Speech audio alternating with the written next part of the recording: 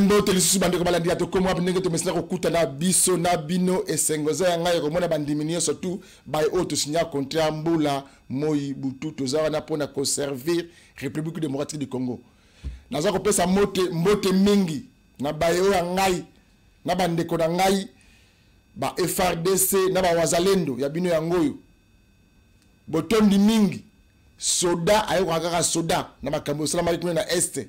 Toke munguna M23 apakati mango to meli atama vu na mokie biso ba congolais c'est comme ça bon continuer kana nzela wana parce que bandeko wana balingi ba congolais attention que mokete biso ba to linga kape bango ta mokete parce que ba piller ba bomi ba violer bandeko na biso mwa mingi alors ce senga na armée régulière ya mboka na biso Congo et puis ne ba wazalendo ba congolais on va se prendre en charge pour te montrer la mboka et kendete bo sangana ma pinga na biso monguna azonga ici ka utaki guerre ya ngope ezonga ba on peut voir sentir que Congo est un pays souverain ils ont président ils ont la premier ministre ils ont l'Assemblée nationale ils ont le Sénat donc la bango c'est comme ça qu'un pays et qu'on réponde à la norme est-ce que la guerre a bongoté to l'unité ka sulu solo mususu to ka susu que Goma Bukavu et Lingani.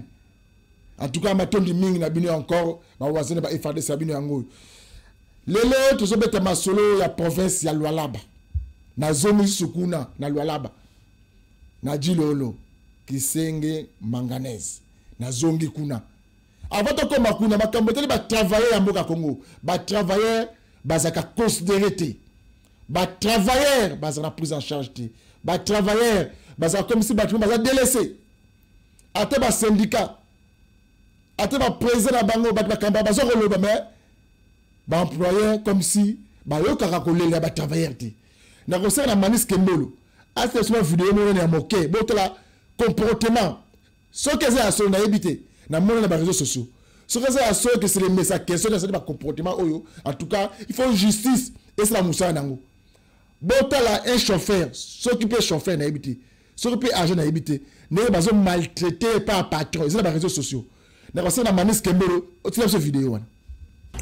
Bon, l'oba olobini, on voit $300. On voit $300, il y a ni. Il y a cours qui na sala. Cours c'est ni. Oh, il y a ma bindi wana. On voit $300. On voit $300. Pourquoi na sala ngo? Pourquoi? Uzanga ile wako ya même na niveau anda. Oza na binga ka yo kuna mnataya so nda o répondre biso tu atelo ko ya Israël. Parce que zoba ki avena ko misala para hiyo. Yango uvana njala tutabe bapara. Yango na mtima kwa zo bingo tiketelo na ndia ndamo. Mosenge ngate pona. Parce que comme vous na tingi bo monga tele pata. Oh, de ngande na anyo ngono. Ni pati. Bon, Mabende, dossier à Mabende zandenge ni. Mabende bali fana mimanga. Ok. Te papa. Omoni. Toke ka parquet vous voyez. Parce que ça c'est pour foot à 10 000 pour bimé. Yo kaka. Mais pas trop. Il y a un azoye bisa ezaka. Moi ça c'est ngani. Commission comme tu peux te copain azoka alongala $50. Ni nyango za 350. Kopio na ya ba de faire. Ita to ni na to mona na kikanda na ni na ngo na kito na kikanda na kina tajita. Na ngo kitina na kikanda na to ngo na garage ya Zengo na kito na kikanda. Donc ni je dis la vérité. Bon yo sali combien de courses, dépasse sali combien de courses. Moko na dépasse sali combien de courses. Ah OK. Bongo darling. Na yebite pas. Oh mais yo lobi bango nyasu basala ngote. Oh ngana sala yongwana que kuna uzanga kulia ya mwana. Et ça pour nous donner bon. Na facilité. Oui. Si vous payez un bon ya course on a 2300 na ba pignon panza du problème c'est là. Donc coût c'est limité. Hein? Oh, yondo zo chela ngai montant. Il faut limiter au grand montant on nous a. Bande ko ozomona wana babi aza travailleur. Bazo sambisa ye mignoté, bazo torturer, bazo sambisa ye. Est-ce que na ba norme ya République démocratique du Congo et autorisé ko sambisa mutu na kraka bazo torturer. Ce qu'aza travailleur na yo, boni to ko la disposition de justice. Oh, Seigneur, c'est la moussa, qui a mis la justice. Alors, justice, yango, tu as besoin de ma vidéo. Réaction, le travailleur congolais qui souffre, congolais de père et de mère.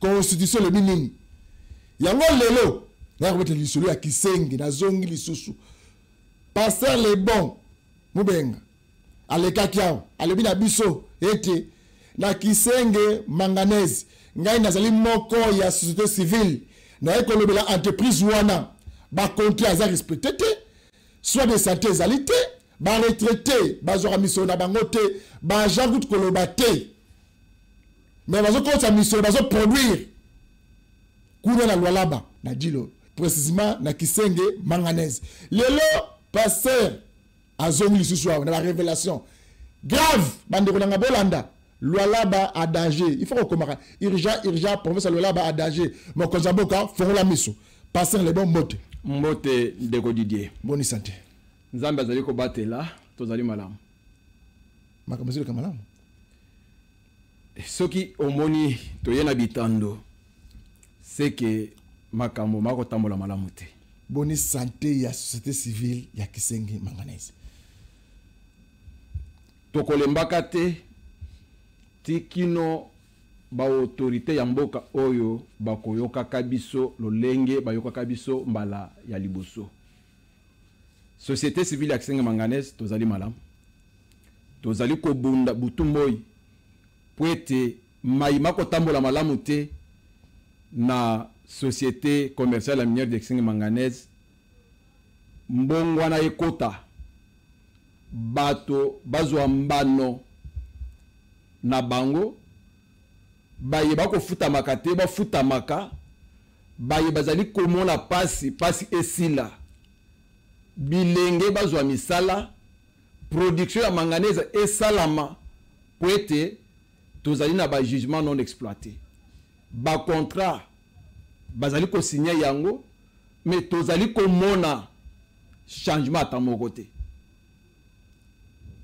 na société civile ya Kisenge manganese tokolembaka te azali kolobango tokolobaka tikino mokonzamboka tata mokonzamboka akoyoka biso nde présence na biso lisusu liboso na bino.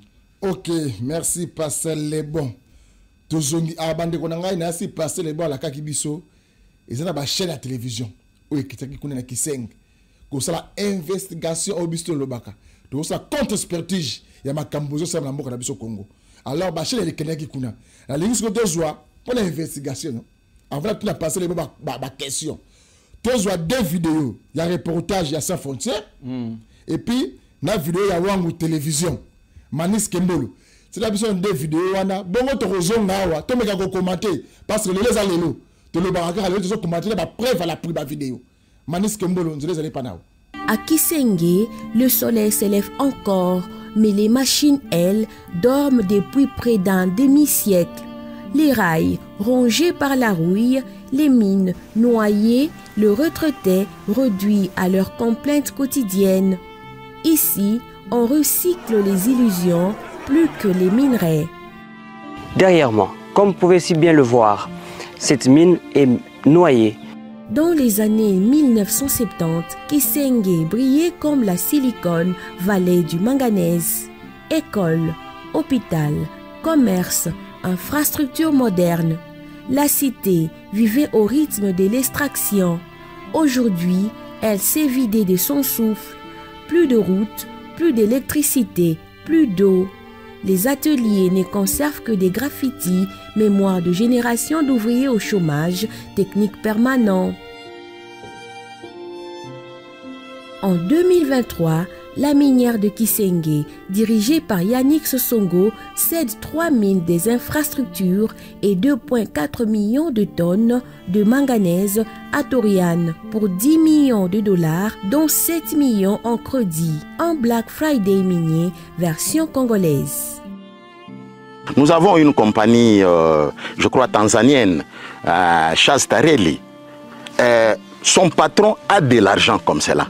Il a même dit que moi, je suis prêt à verser même 50 millions de dollars pour qu'on puisse un peu apurer tous les dossiers qu'on a à la société minière, même en 50% par exemple. L'employeur a refusé. L'employeur mise seulement sur les Indiens. Alors nous, on n'arrive pas à comprendre en tant que population. Qu'est-ce qui fait que vous avez dit que les Indiens n'ont rien? Mais il y a Charles Darelli qui a de l'argent comme cela. Et ce qui est grave encore, on a appris que l'employeur a même demandé à Charles Darelli de lui donner cet argent-là en main propre, au lieu de lui donner un compte bancaire où il peut verser. Mais sérieusement, qui vend une fortune pour des cacahuètes et qui refuse une offre de 50 millions de dollars pour signer avec les moins offrants? En comparaison, en 2018, Charles Darelli avait déboursé 5,5 millions de dollars pour 110 000 tonnes de manganèse. Aujourd'hui, Torian repart avec plus de 20 fois ce volume pour un prix dérisoire. Pendant que les retraités attendent leur pension, comme on attend Godot, la direction s'offre une villa à 6 000 dollars par mois pour ses bureaux. Voitures neuves, bus, matériel flambant neuf, tout roule sauf les salaires. Il y a beaucoup de foyers sociétaires sur Songo. Pour n'attendre bien sur Songo, qui a nguvu ile ingine inamwendelea bien qui a nguvu. Anatuteswa tukatala juu makuta tuione. Ye makuta waisha kumpatia hayo. Ya apenda ingishe anje kubewa manganese. Chini makuta yetu iko wapi? Eske mzungu kana atakuwa kukongola ndeni ya manganese aseme 2000 tonnes ou 20 000 tonnes ya manganese ya kukongola ya ndeni ya shokuripa. Mzungu kana wa ile modèle wa wapi? Les 10 millions dont vous parlez ne servent pas à construire l'hôpital. Elles ne servent pas, je ne sais pas, où payer ou faire quoi que ce soit. C'est un prêt qu'on a demandé qui nous permet de faire vivre la société, payer les employés, payer les factures, le fonctionnement, ainsi de suite, mais aussi chercher comment développer d'autres concessions. On comprend mieux quand les poches se remplissent en haut, les caisses sont vides en bas. Question: à quel moment exactement le mot gestion a-t-il quitté le vocabulaire de Kisenge? Anatosha biro kule ilikuya, anatengeneza nyumba yake, njoo inakuwa sasa biro de representation kulumbashika, manaenda kule ni nyumba yake anatengeneza, makuta yako nabeba tena societe ni yake, yako naweka mfuko, nyumba inakuwa yake. Blue Sky pour l'or, Congo Sharon en embuscade, Torian déjà sur place. À Kisenge, on signe avec tout ce qui bouge, sauf avec ce qui pourrait vraiment relancer l'activité.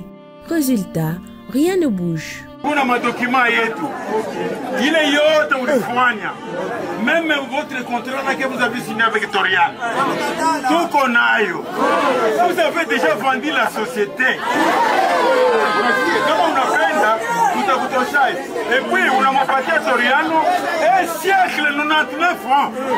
Mtoto tazalika leo anazala anazula rizalika anazala mu 4e génération abafanyake vile. J'ai contacté les Indiens, ils m'ont dit franchement, dans un français très simple, ils m'ont dit nous tout acheté, nous avons tout acheté, tout ici acheté. La société, donc les puits, les 3 puits achetés, les bâtiments ici achetés, les logements des travailleurs achetés. Nous avons tout acheté. Moi-même, j'étais là. Et pour preuve, si vous voyez le premier dépôt ici, vous verrez, ils ont changé le cadenas. Moi, j'étais là.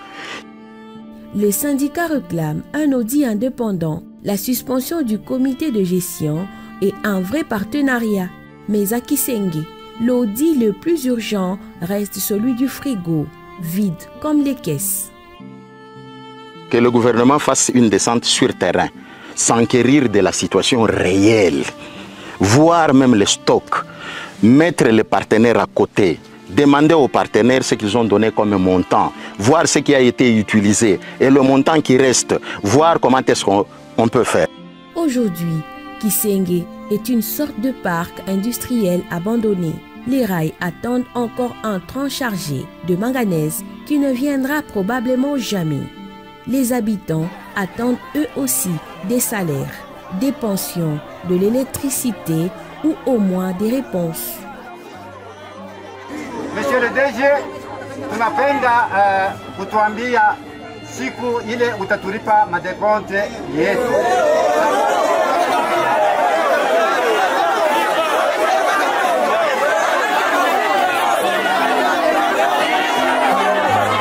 Mais la vraie question reste, combien de générations faudra-t-il encore sacrifier pour qu'un train reparte un jour de Kisenge?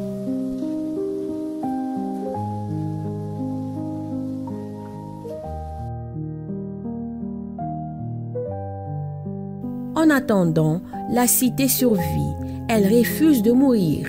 Et les habitants, avec une ironie amère, se consolent en disant qu'ils vivent dans un musée. L'entrée est gratuite.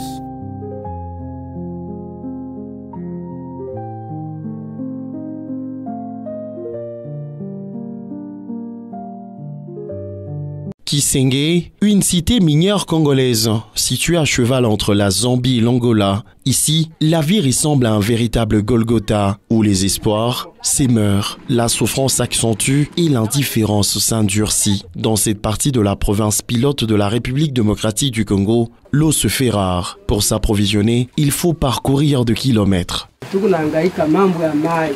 Nous souffrons énormément par manque d'eau potable. Les médecins ont interdit de boire cette eau parce qu'elle est polluée et envahie de matières fécales. Où irons-nous puiser l'eau de la bonne qualité? Le grand chef Sakayongo peint un tableau sombre de conditions de vie de sa juridiction. Pas d'eau potable, pas d'infrastructures scolaires publiques, la contrée dans les oubliettes. Kisenge est dans les oubliettes. Aucune école publique construite par le gouvernement provincial. Pas l'hôpital, mais partout où il a construit. Pourtant, la cité mesure 14 km de longueur. Combien d'habitants vivent ici? Mais il n'y a aucune œuvre du gouvernement provincial. Nous n'avons pas d'eau potable. Par manque du courant électrique, les gens meurent. La cité minière de Kisenge porte seulement le stigmate des heures glorieuses. La capitale du manganèse est à terre depuis l'arrêt des activités de la société commerciale, la minière de Kisenge. L'entreprise est actuellement un squelette qui respire. Ses infrastructures cèdent à la vétusté et les agents vivent par la grâce.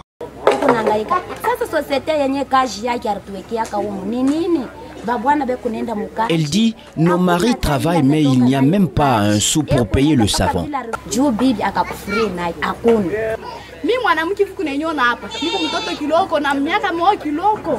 Que je suis encore trop jeune, mais je ne fais que distiller de l'alcool au quotidien. Je demande au gouvernement de nous venir en aide. Que Dieu nous assiste. Nos maris travaillent, il faut que l'on en bénéficie. D'un ton aussi ferme, le grand chef Sakayongo lance un message clair. Nous ne les exigeons pas, mais nous leur demandons de nous venir en aide. Il déplore également le mauvais état de route qui les empêche d'évacuer le produit agricole. Par ailleurs, la jeunesse s'en sort actuellement grâce à l'exploitation artisanale de l'or. Revers, plusieurs orpailleurs auraient perdu la vie par manque d'équipements adéquats au cours de cette exploitation. Pasteur est bon. Dans la publication, il y a investigation, il y a des journalistes, des pandisang, ou des kendaki, na Kisenge, manganèse. Investigation, rapport, malem. Dans le rapport, il y a sans frontières, il y a une télévision, il y a une attaque de la société civile. Au monde de la vidéo, merci Mingindeko Didier. Na bitando ya tokomi wapi télévision. Toyebisa kibino ete moko ya bapanzi sango. Bayi bakendaki na Kisenge manganèse pona kosala investigation. Yambo ete rapport ya investigation oyo lelo tokomi omona na bilili ebima ayebisaka bakongomani boy. Ke rapport oyo tokobimisa na mayetomoni tokuti na Kisenge manganèse, ça allait vous faire froid au dos. Elingoloba ekosala bino nzoto malili wana azalaki mwana mboka Moïse Chibangu na kolanda bilili oto mona na yoki nzoto esali balili j'ai froid au dos nzoto esali nga malili na ba reportage oni baleto au total ndeko na biso ya Wangu TV soki na landiye na bokebi nyonso alobi na video na reportage na ye ete Kisenge Manganèse ressemble à un Golgotha, à un calvaire. Et l'ingoloba, ezali bisika wapi na maloba ya ndeko oyo azalaki kuna, oyo akende kosala investigation kuna, azali koloba polele liboso ya bakonzi bakambi ya mboka na biso ete kuna bato bakobika bobele na ngolu. Les travailleurs vivent par la grâce. Baoye bazali kosala bazali kobika na ngolu. Na lolenge nini? Société bakambi ya société bazali ko signer ba contrat. Misolo ezali kokota na société. Boni basi ya ba travailleurs bakoki ko déclarer ete bazangi na savon ya kosokolela ba mibali na bango bilamba. Mais misolo ezali kokota na ba contrat kili oyo bakambi ya société ba signer. Mais basi ya ba travailleurs bakozanga na sabuni ya kosokolela mibali na bango bilamba. Jusqu'à quand?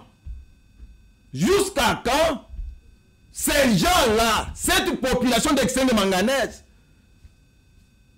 va vivre dans ces calvaires? Jusqu'à quand? Tokobelela kati tango nini po ete bakambi ya mbongo bayoka biso? Est-ce que ba image au passer les bons? Ba image au to moni na yoki ngambo na landi nane ko ngamba mani tembolo. Oui, puis la retraite, nous avons un Golgotha. C'est place pour aller rater, la rater, la ressemble Nzamba Sala. Mais ça passe certes. Donc, comme si, on a place où se produire, la production, bah on se la mongo mi solo, bah minéraux zali, mais bah tu vas pouvoir jouer salaire, bah comment se va traiter Nzamba mokeli. Et ça normal, c'est bah konzamboka, bah vidéo, bah moni yango, bah tundeli bango, ministre titel la bida portefeuille. Azina rapport bah vidéo. Ndeko Didier. Tikala choqué yo. Na vidéo toto landa. Et loko ya liboso. Tozali na 21e siècle. Okondi mamboka net oya biso. La République démocratique du Congo. Bato bazanga maya komela. Bato bazali komela mai. Baninga nga baye. Ba étudier lolenge ya mai balobi mai boko komela yango te po ete ezali pollué ezali na microbe soki bomeli yango boko bela boko kufa. Mais na kozanga mai bato bazali obligé bamela mai wana balobi soki totiki komela yango tokokufa toza na bisika mosusu kozwa mai te. Na koyanona na motuna na yo to saisir lisusu ba institution nyonso ya mboka poete ba s'imprégner na situation ya Kisenge Manganèse. To kolemba te. To saisir ba institution nyonso ya mboka. En commençant par la présidence de la République, la primature, le ministère du portefeuille, le ministère des mines. Et nous avons saisi aussi. L'appel, c'est pour la 1e fois. Parce que na maïbazali koleka elongwe na koyibaka misolo, elongwe na ba contrat mafieux o ba signé, elongwe na kocheka misolo na mabenga, lelo ekomi makambo ya kanyaka.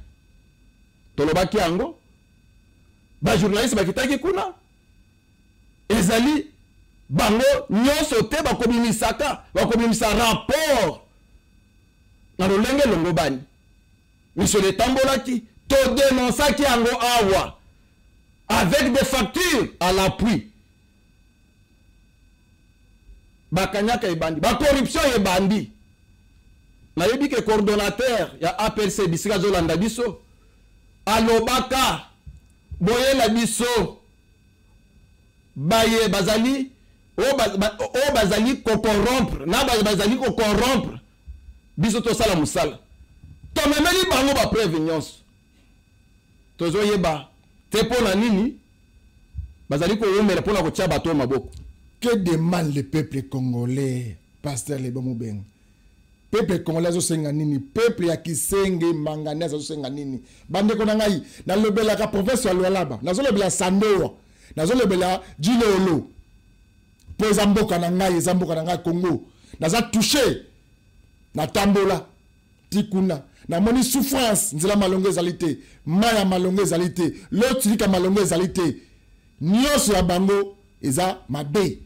Mais na komona ba nombre ya misolo o passer le batanga awa o ba peuple congolais ba ko détourner yango na yambaka e mikolo nyonso pour être dans la résolution to yeba ni nezo le gra Kisenge manganese ministre portefeuille ba détournement o bolingi tomber de personnes ba kufa pour peuple congolais c'est des missions na bino parce que tant zo ebonga o sa makamba longate ils ont mérité des missions.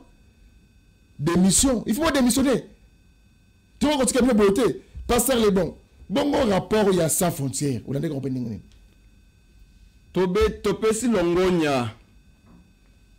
Matondi mingi. Na mwana mboka, journaliste oyo ya reportage sans frontières. Na mosala oyo asali. Tope si bango merci. Ils ont accepté, quel que soit le niveau de la corruption, mais de rester du bon côté de l'histoire. Balakisi était ata ko bato bako kolia kanyak bakoki kolia ni solo pour être ba trahir mboko oyo. Mais l'exception ne manque jamais. Ika mutulu Aden eza ya makila. Topesi bango longonya. Poete, ça prouve à suffisance que dans ce pays, nous avons des journalistes intègres qui peuvent encore servir ces grands pays. Net babino, lo lenge to monaki, mona kololo pango, azali kosala, netiba Israël mutombo, netiba journaliste mususu, otoko tanga ba Congo te bazali ebele. Mais ba oyo pe bazali kotonga bitando na bango sima ya lokoso ya mbongo ya makila ba congolais sima ya bakila ya ba congolais koteka bana Congo koteka kolia misolo na ndenge mabe na ndenge ya mabe elongo bani te nazala Kinshasa na okanga monoko na ngate na kotanga ka bakombo na bango nyonso na baye bazali ko corrompre bango Naba yebazali kozwa misolo pour détruire le peuple congolais, détruire avantage à peuple congolais. Toko kendanga na bango ti suka. Topesi longonya na ba journaliste oyo basaleli mboka na biso musala balakisi na polele na poisa ete na Kisenge manganese makambo makotambola malamu te. Mais na nyonso oyo pasteur Lebomo Beng service à Anerezawan CNS Zawan ministre titre la portefeuille Zawan est-ce que ça va changer de communication ti azé ba directeur de cabinet azé ba directeur kabate rapport oyo et comme la bango balanda ba télévision tout ba ba télévision tous en co nena ye banane pasteur Lebomo mais on répond de biso bon to banda na diplomatie ya kokomaka sans passer par les médias. Tant to moni que na kokomaka mikanda solution ezozo amate. Nous avons ajouté la donne de passer par les médias pour informer et pour acquiser ceux qui sont à la base, il y a détournement ya misolo. Nyonso yoko tambola longo ndeko. Na koyanolo na mutuna na yo. Tokolo baboye. Silence perpétuel. Il y a une institution oyo to toucher. Nous pouvions aujourd'hui considérer cela comme un silence complice. Pointe, tant que tu as touché institution, neti ministère à portefeuille, c'est le ministère des tutelles. Tu as connu, tu as informé Bango, mais gestion, détournement, des contrats mafieux signés. Mais il fallait pas se saisir du dossier, balander les situations. Et puis combien de fois tu as saisi audit? Il y a un contrat. Ce qui, na bilili Otolandi, il y a frontières sans frontières. Reporter sans frontières. Oui. Président Nabiso Nijimahamba de la société civile a saisi pour la énième fois que le gouvernement congolais puisse diligenter en urgence une enquête à Kisenge Manganese. Gouvernement, l'État congolais Ayeba. Ba contrat boni ba signé le lenge nini le lenge nini misolo boni ekoti na compte ya société misolongo et wapi esali nini papa musala wana ezali biso to salela l'État congolais amisala na musala na yende ko Didier. Alors silence ya bakambi biso to komona on est complice. Oui, on est complice. Donc, quel de mal le peuple congolais, Bana Kisenge, Manganese, aux télévisions à Bango, na ABC, na ROE, na Kassage, Djilolo, Sandoa, ba télévision, ba groupe, pourquoi on a un mingité, groupe, ba panneau solaire, na Bongo, émission en direct. Passer les bonnes lignes, nous vidéo, il y a Saout, il y a là-bas, tout le capé dans le maçon, na Bango, et le lengeni. Manis Kembolo, je les ai pas. Depuis 2023, un vent de renaissance souffle à la société commerciale La Minière de Kisenge Manganese. Malgré la tempête des propos mensongers, rumeurs et spéculations, la flèche tourne vers les firmaments. Ce nouvel élan est le fruit de l'esprit managérial avéré d'un homme fort qui a gagné la confiance du chef de l'État Félix-Antoine Tshisekedi Tshilombo, Yannick Sosongo. C'est bien lui qu'il s'agit. Le nouveau directeur général incarne le travail, la discipline, la rigueur et l'intégrité, le leadership transformateur, des atouts qu'il se sert de bouclier pour remettre les trains sur le rail. Sur les réseaux sociaux, les chiens aboient. Dans l'administration, la caravane passe. Cette nouvelle dynamique est une vision claire imposée pour la renaissance des Kisenge Manganese lui valent une antipathie nauséabonde. Politiciens en mal de positionnement, certains membres de la société civile corrompue et plusieurs autres frustrés s'élignent dans les officines pour jeter de l'opprobre sur Yannick Sosongo.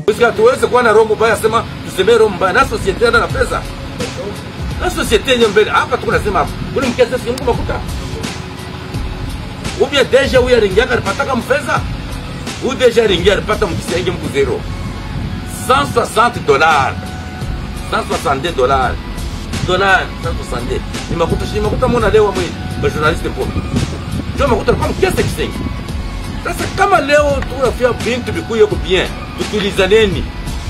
tutulizaneni tunyamanzeni tushukune mabongo ya mingi tutulizaneni peut-être kesho na kesho tutatengeneza tutaonea hapo tena pengine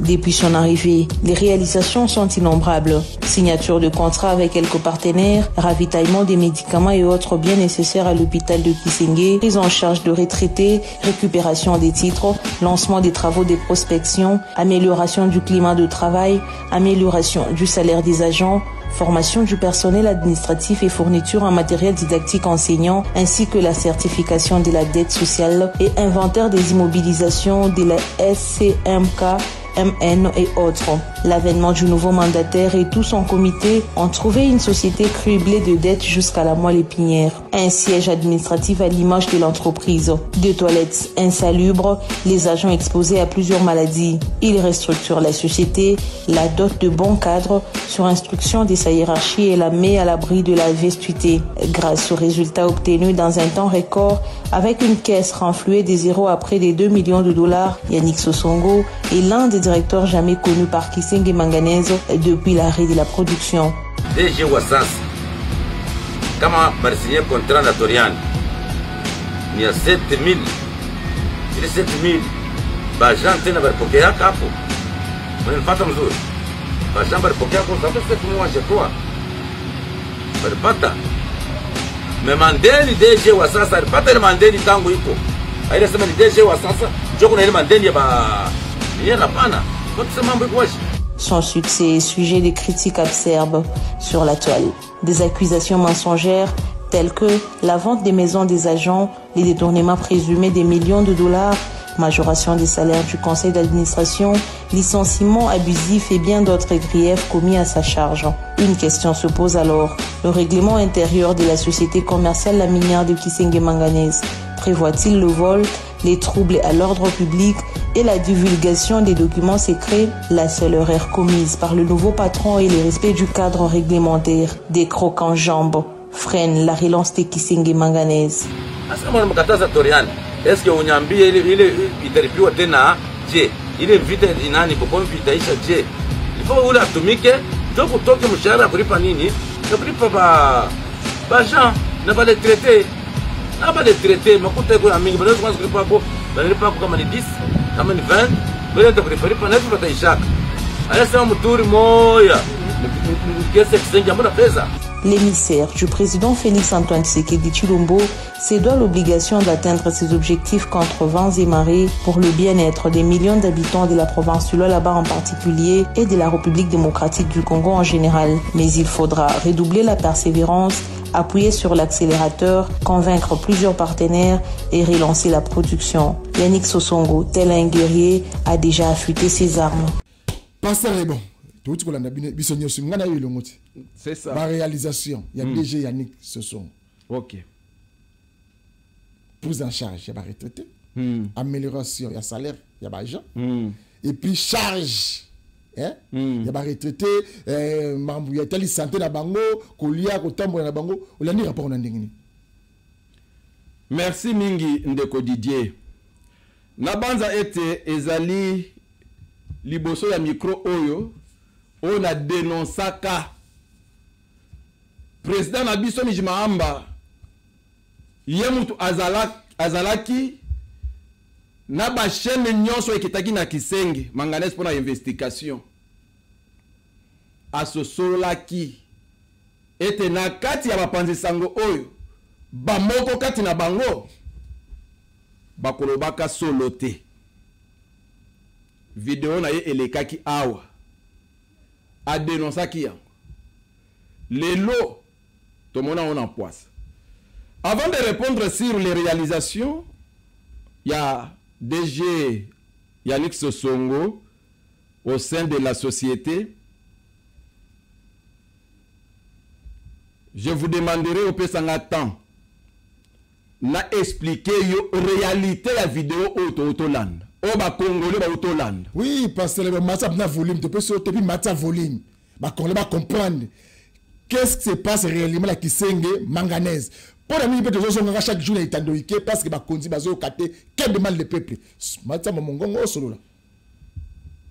Na boke du nyonso oyo na landi vidéo oyo e salamaki na elenge mwasi Rebecca ya sauti ya Lualaba ngai na sosoli makambo mibale po ya liboso soki otali malamu Sulutani chef ya groupe Masaka Yongo na video wana nde cible na bango ya liboso yenda zalaki cible na bango ya liboso, je le dis bien. Pona nini mukoro ya liboso bakomaka na Kisenge Manganese. C'était un certain dimanche balalaki. lundi tongo etani moto ya liboso bakenda komona ezalaki chef Sakayongo yambo ete bayamba bakutana ba retraité yambo ete bakutana na biso société civile mutu ya liboso bakenda kutana na ye azalaki chef Sakayongo. Toutes les chaînes oyo ezalaki na charge prise en charge par les DG balandaki ye et pas chef Sakayongo. Bakomi kuna lokola à la coutume okosolo na mokonzi ya mboka sultani moloko ponele te maboko pamba te bamemelaki mokonzi ya mboka enveloppe na ye lokola bamesana kokosa bakonzi na biso lokola bazala na respect te na bakonzi na biso tobenga ngona lingala nini bankumu. Oui, bazala respect ba chef coutumier te. Ba chef coutumier na biso te bazala na batosa bango te. Likolo ya ba mieto ba pesa bango, ils pensent qu'ils peuvent les manipuler en tout. Tant que pesi chef enveloppe bilili ezalaki wana ba journaliste bazalaki wana ne chef omoni toye awa potokutana ba travailleur tokutana ba retraité malgré kosilika na bango yo moko yebi ndenge nakutaka société oyo misolo ezalaka te nakutana kesa société ne fiske $162 ezalaki boye ba contrat na signé na toriana ba linga te chef sima ya kozwa moi par na ye alinga sala nini alingaki appuyer liboso ya bapanzi sango maye deja bandoloba nzoka ezalaki plan na bango ya kozwa bilili ya tous les propos que les chefs doivent proférer. Parce que, à ne pas oublier que ezalaki awa, que j'ai dénoncé, que Bokitina Bango ya Kisenga avec des chaînes de médias, c'était pour se faire une santé. Baluka lolenge ya ko se couvrir, baya bakosa wana Kinshasa to bakosa bakambi ya mboka, ete botala bisika to kendek, botala mayeba lobaki. Dieu merci. Chef ayambaki bango malam. Mais le même jour, chef atunaki bango, atunaki déjà yaniki sosong. Est-ce que bemaki misolo futa bato? Chef na yena eloko te. Chef ayebisaki ye vidéo ezali. Bakochela bakongomani parce que banikosaki. Chef ayebisaki bango il fallait boya tena ndambu elinga ye calmer kanda ya bato. Lokolo yena misolo te kende osolo na bango. Kasi na pokwa ata 19h ozonge pa na ngai yao. To trouver solution nini to kopesa net comme réponse c'est pas bato. Akei lokolo azwaki déjà oyo ezalaki cible na ye. Oyo ezalaki poso ya mission na ye bili oyo na maloba chef alobaki bakei motapu bazongaki lisusu te. Bakei tango bakei kuna bakutani na ba retraité makambo ebebeli bango. Ils se sont séparés en queue de poisson. Nde batiki maloba. Que non, ba représentant na bango ba travailler au bazana Kisenga na ba retraité na société civile tokende pa chef akende okata makambo apesa biso toli toyokan apesa orientation ya la sage tangu tokei sko e pa chef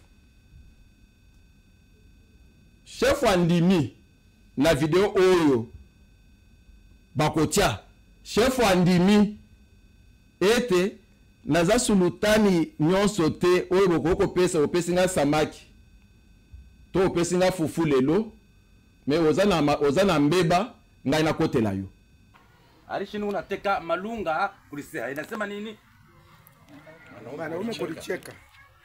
Mita kuya na kakuzuni kadoko pa pensionnaire kama mbeko na déclaré mais shi bengine tuko na furahi.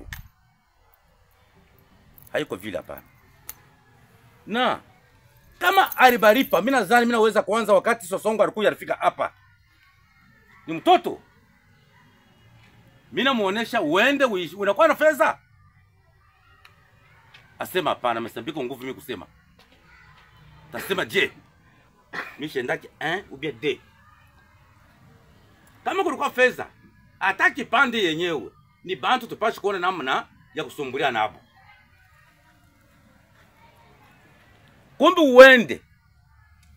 Hivi utasumbulia nabo 18h ukuye hata 19h, tuonane namna ya tupate nini? Jeep.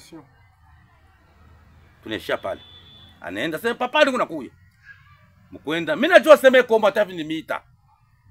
Mimi najua kama Sosongo ekom. Kumbe ana hapo. Ndio. Mimi sina sultani ya kusema juu kama unanipatia leo Bukari, maana yake ni kusifu juu Bukari jamais. Kama unanipatia samaki, asa juu ananitekea samaki hapana. Kama mimi nakoya vile. Hii pori kama bankambo bari utishaka zamani. Juku nuko yaka mfranga na budongo mebankamba baka budongo. Jambo yenu. Chef andimaki enveloppe o ba pesa ki. Mais akokaki jamais koteka mabele na ye likolo buzo bate. A répondaki bango. Na video oyo etikali ko sala masima na bango ya kolongwa kisengi. Na chef a regretaki peut ayebisa ki ye kendo solo na bato atabo bebani zonga na poko. Oya to trouver solution nini na ko yebisa bato. Tula musi ya zaza. Tula musi ya zaza. Déjà Yannick Soso. Ye lokola zoika na maloba ya chef oyo to landira video oyo. Ya monde bazali ko kanisa et zali convertir pour la banque. Mais balobi bien bandeka sauti sauti. Sauti ya lolaba. Sauti ya lolaba. Balobi boyi. DG Yannick Soso na reportage na bango. Akitaki pour na prise en charge pour na retraité oyo le rabutu moyi. Mabeza liwapi akendeki kuna pona ravitaillement ya hôpital état de santé na bango mabeza liwapi akendeki kuna pona amélioration ya santé ya ba travailleurs eza biloko o bino société civile na ngai molobeli tozali ko bandeko bali ya malamu bakota hôpital ya malamu batasa bana malamu ba savon ozolo baba zo kapena nzela misolo. Merci ndeko Didier. Mwana mwasi oyo Rebecca ya sauti ya Lualaba tozonga na ba réalisation oya lobi que DG a réalisé beaucoup de réalisations depuis azui ko kamba ya société Kisenge Manganese ya Kisenge Manganese yango ndio ozotangela ngai wana tozwa nanu ya liboso lobi na prise na ya fonction a signé beaucoup de contrats avec des différents partenaires toboyite tozali bato ya liboso ya ko dénoncer ba contrat oye belé ba signé mais na ba contrat nyonso ba signé wana l'état congolais ayebi ba contrat boni ne esika mama na likambo ezali biso lokola bango moko ba reconnaître que na ba réalisation ya ndeko Yannick Sosongo a signé ba contrat kilikili tokolinga sikoyo abimisa ba contrat nyonso wana a signé liboso ya l'état congolais en commençant par contrat ya liboso o ba signaki na TSM société ya monsieur Simeo Tsangam pour la exploiter au na Kisenge Manganese nde contrat ya liboso babimisa contrat o ba signé ya Blue Sky Mining na Blue Sky Mining liboso ya ministre ya portefeuille mwana mboka Lycée Mbusa babimisa contrat o ba signé o to benga contrat mafia du siècle avec la société Torienne Manganese bachango na mesa babimisa contrat mibale ba signé na ba chinois oyo bazali ko exploiter or na territoire ya Sandoa na ba concession appartenant à la société commerciale la minière d'Exeng manganèse batia ngo na mesa babilisa contrat en cours on va proposer bango na société Congo Charbon Business Company et j'en passe ba contrat ezé belé msusu na otanga ngo wate ba contrat wana batia ngo na mesa l'état congolais ayeba nani apesi nini pona nini misolo ekoti wapi esali mosala nini ndako senga na biso société civile que demande le peuple congolais toujours parce que misolo wana soki tu évaluer yango les lots plus de 6 contrats tolobaka awa contrat ka moko ya Charbon Business Company pona kosomba manganèse pendant 2 ans et au côté c'est plus de 36 millions de dollars. Contrat ya Torian, contrat m'a fait ya bango ya Torian, c'est 10 millions de dollars. Contrat ya Blue Sky Mining, c'est 12 millions de dollars. Contrat ya TSM, c'est plus d'1 million de dollars. Contrat, les 2 contrats chinois, ya Bayrazali pour exploiter or. Kuna na Sandoa, c'est combien de millions de dollars? Non soana ba travailleur ba ko futa mate. Non soana tolani na bilili awa bazolo banabiso na ba kendo sa l'investigation était qui ressemble à un Golgotha, frère. Nani na moko oyo akoko sepela koko ndima. Amona peuple amona bandeko na ye bazali ko sala no sala. Mais ils vont souffrir. Ils vivent les calvaires dans leur propre pays. Ils vivent les calvaires dans leur propre territoire. Ils vivent les calvaires dans leur propre province. Nana ko bata mobok, nana ko sa problème ko ndengwan. Bande ko za passe mingi bozo ka passer le bonenga zoloba. Na yebi Sandoa, na yebi Kasanji, na yebi Djilolo. Le peuple souffre, nzela malongo ezate, courant malongo ezate. Ba ko souffrir, mais yo ka ba millions. O passer le batangi misolo o badelo sakana ona kisasawa ndeko Didier nakachoma lo baté to zuwa ndeko Masio a lobby depuis prise à fonction ya Yannick Sosongo la société commerciale de la minière d'Exeng manganèse a ravitaillé hôpital ya Exeng manganèse. Je peux choquer les gens aujourd'hui.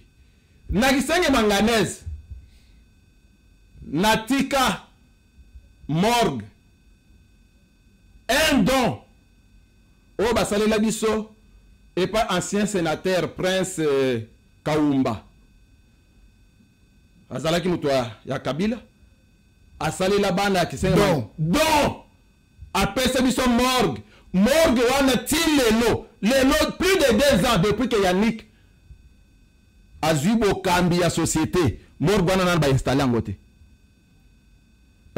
ravitaillement ya hôpital ya Exeng manganèse soki na lobi na senga bilili ya hôpital ata peinture ya pamba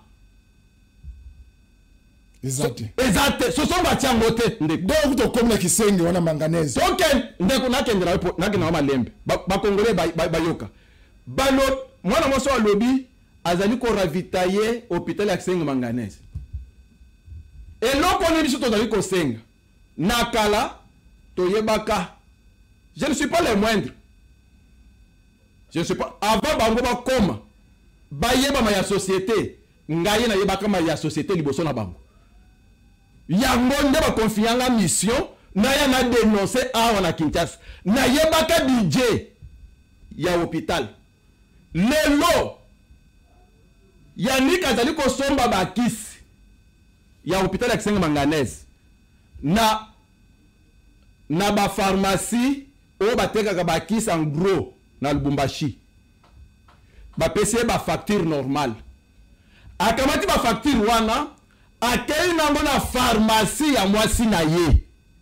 O pe azoteka ba kisi ba modifier ba facture. Akamati ba facture o ba sali na pharmacie ya mwasi na ye nde atindi na Kisenge. Ce qui veut dire ba surfacturer. Tozwa Balobi, la réalisation, ils ont récupéré les titres miniers.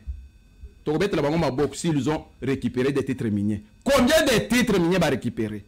Non, c'est pas la Sandoa. Qu'est-ce qu'il y a? Va récupérer les titres miniers.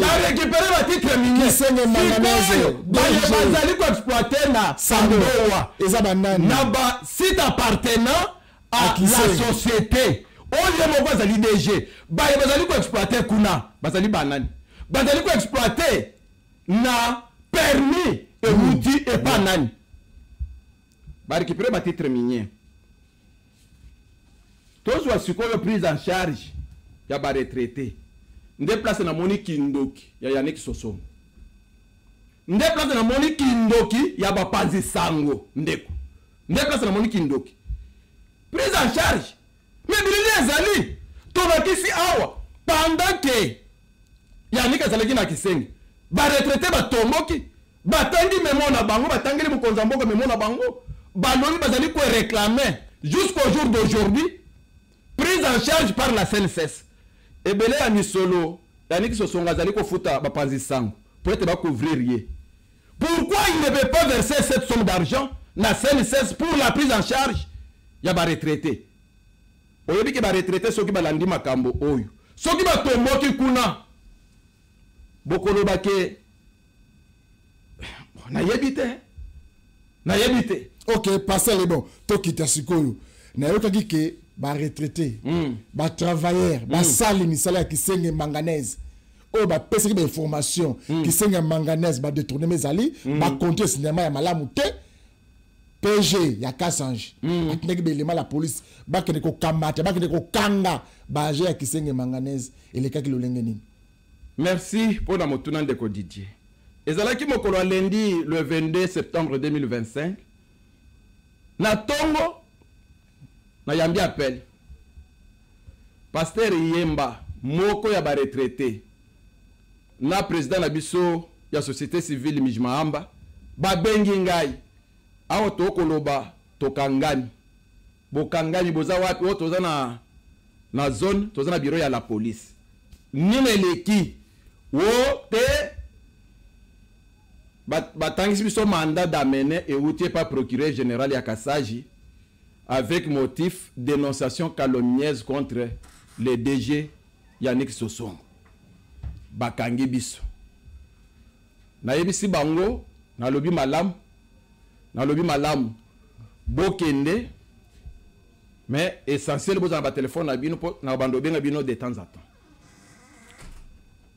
Et population ya Kisenge eyeko se soulever ba retraité parce que bakangaki batu misato ba image ya bazo mona nde bango bazo tambola bana ba mama bilenge ba marchaki population ya Kisenge tambola ki elobi awa bilaki bino bikoki bato bazali ko réclamer ba droit na bango nanu basala kasite basala ba marche na bango pacifiquement. Ils informent les autorités locales. Dans les constitutions, les conseils lobby, babukite. Yema Yannick ayaki na Kisenge. Babanga ki ete? Balobela ki en face. Ndeko tolondaki na bilili awa. Ya mwana mboka Mika. Ya Reporters sans frontières. Batule mu koloni loko futaka biso de compte na biso. Réponse ezalaki te bato batomboki mais babetaki yete atako ndenga kibaki Kisenge bayambaki babambaki mabanga te bato bako senga ka ba droit na bango leur droit légitime. Non, ce n'est pas quelque chose à aimer. Nous condamnons avec la dernière énergie cet acte-là posé par le DG Yannick Sosom. Ok, passer les bords télévision sur Zalingonga, tout ce que le micro pendant 2 minutes. Nandambo, Osakola, mission de Moukolo Malé, les aguerris réellement nini. Dans ce bac, on sur la 4-4, sur la bande, sur la souka, Baïbaki, na Kisenge manganèse, ba commune au Kangisa, ba travailleur, ba lingi combien de personnes ba koufa, Kisenge manganèse, soin, ya ba travailleur, ya ma longue alité. Exact. Salaire. un paiement et paille et juste de santé et alité ba congolais ba kolela que demande bana djidolo passer les bons caméra en on va comprendre ba konzamboka ba que il y a un problème qui Kisenge Manganese comme d'habitude ndeko Didier sakola passer les bons to sengi na ba kambia mboka en commençant par le numéro 1 son excellence Félix Antoine Tshisekedi Tshilombo, le président de la République, chef de l'État.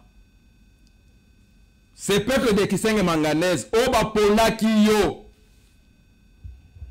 Tokolemba Kate Koyebisaka Yote, peuple Oizali marginalisé. Les loba retraités, na kosenga ba droit na bango, ba komo ko tindela bango mandat d'amener, bakanga bango. Toyebite soki toza na mboka nini tosengi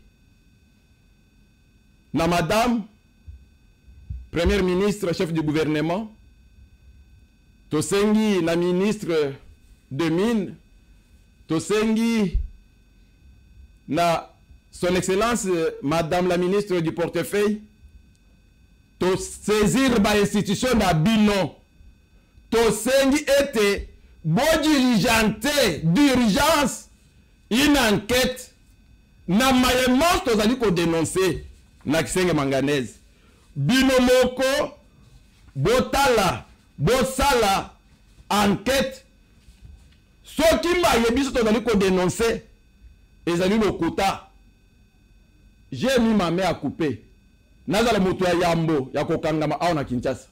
Ok, pasteur les bons, est-ce qu'on dit ma contradiction yo fandi wana ngana ina katikati na zo moto muso ati a na suka na sololi na yo moto na pas lobby to me ko éclairci ba congolais ndambo parce que moni je leur mutu angol joy morote Kisenge Manganese kuna na lwalaba batu ba ko benga biso ernio surtout balobi ça Kisenge te ezabana ba entreprise minière de eza kuna batu ba ko souffrir ba chinois ba zo pour ça lwalaba en otage bande ko na besoin non besoin benga ngati ba chinois bazwa province lola ba otage donc Chine de ezara province lola ba na Afrique bazolela kondima na motuna na yonde ko Didier oui obeta tangwati olobaka ngo repetaka mikolo nyonso oui boliaka litoyi mokote oui droit de réponse eza permis te soki mayibiso tozali ko dénoncer ezali lokuta baya ça le droit de réponse.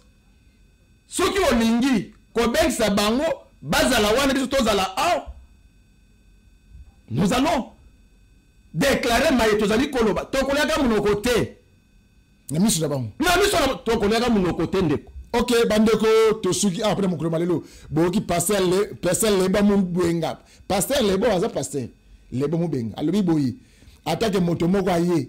Na makambu ya zanga akosikaka ndinga zo baboui détourner zali ba compter mafé zali moyibe zali détourner zali que demande le peuple congolais bande ko ngai ministre ya portefeuille ya mboka Congo oyo akoloba aza mutu ya société civile molobeli ya bana Kisenge Manganese na territoire wana dino le batu bazo souffrir mais la kate coureuse la kate ben ko malonge zali te bazo lela na traitement oyo ba travailler ba ko joie bani ya zone wana misolo rotanga et moi na rakuna te baja ba ko souffrir ba ko kufa ba ko kuna maloleze sengeli te ba ko bela tete maloleze la kate ba ko senga soutien à gouvernement Kisenge Manganese entreprise publique ya l'état congolais yango ndeko le bon en tant que congolais mutu ya société civile ayewa kolela kotombo na mangongo tata mokonzi ekolo Congo tala bana mboka Congo kuna na Sandoa kuna na Kasanji kuna na Djilo le ba kolela premier ministre, ministre titel la banga portefeuille, Kisenge Manganese ezo kende wapi, nena zo diriger yango, ministre le kepe wapi, bande konangai. So to zo continuer boy. Dans la plan B. Oui, plan B zali. Na suki apena mokolo malelo. Tika te kimba kolonzambe, e ngina mabote na bino, tukote moko malobi.